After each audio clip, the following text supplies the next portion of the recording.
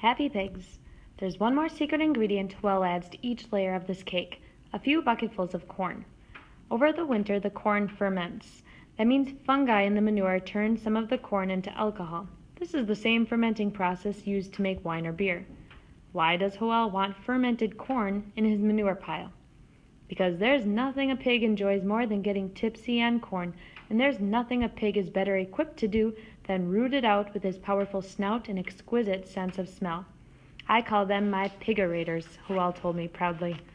As soon as the cows head out to pasture in the spring, several dozen pigs come in and hunt for the corn in the manure pile. As they dig, they turn the compost over and air it out. This kills any harmful bacteria, and after a few weeks, the rich, cakey compost is ready to be spread on the fields. This is the sort of farm machinery I like, Howell told me one afternoon as we watched his pigs do their work. It never needs its oil changed, grows over time, and when you're done with it, you eat it. Buried clear to their butts in composting cow manure, the pigorators were a bobbing sea of wriggling hams and corkscrew tails. If pigs can be happy, these were the happiest pigs I'd ever seen. Salatine reached down deep where his pigs were happily rooting and brought a handful of fresh compost right up to my nose. What had been cow manure and wood chips just a few weeks before now smelled as sweet and warm as the forest floor in summertime. Howell will spread the compost on his pastures. There it will feed the grasses, so the grasses might again feed the cows the chickens, and so on until the snow falls. That handful of compost was proof that when grass can eat sunlight and food, animals can eat grass. There is indeed a free lunch.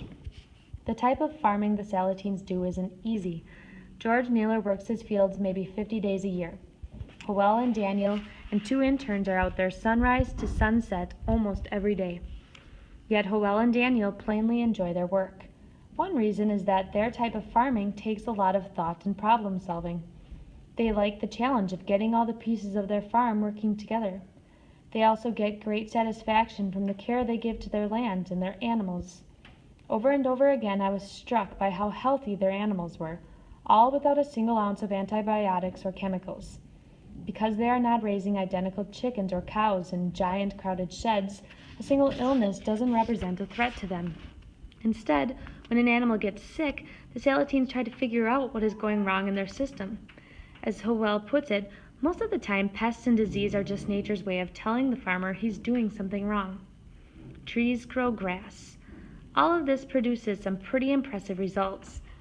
I asked Howell how much food Polyface produces in a season, and he rattled off the following figures: 30,000 dozen eggs, 10,000 broilers, 800 stewing hens, 50 beef cattle, 25,000 pounds of beef, 250 hogs, 1,000 turkeys, 500 rabbits, and a partridge in a pear tree. It was hard to believe they got that much food from 100 acres of grass. Then Howell corrected me. He said that the 450 acres of forest were also an important part of the farm operation. I didn't get that at all. What in the world did the forest have to do with producing food? Howell counted off the ways. First, the forest held the farm's water supply. Many of the farm's streams and ponds would simply dry up if not for the cover of trees. Second, the trees keep the farm cooler in the summer. That reduces the stress on the animals from too much heat. The trees also act as a windbreak. When the grass is sheltered from the wind, it can grow higher. It doesn't stop there. More trees mean more wild birds. More birds on a farm mean fewer insects. Forests mean that coyotes and weasels have plenty of chipmunks and voles to eat, so they don't hunt chickens. And some of the trees are made into wood chips that go into the farm compost. I had thought of the farm as just the 100 acres of pasture. For Howell, it was all one biological system: the trees and the grasses and the animals, the wild and the domestic. On an industrial farm, the trees would have been thought of as a waste of valuable cropland, but at Polyface, it was understood that the trees helped the grass to grow, and the forest fed the farm.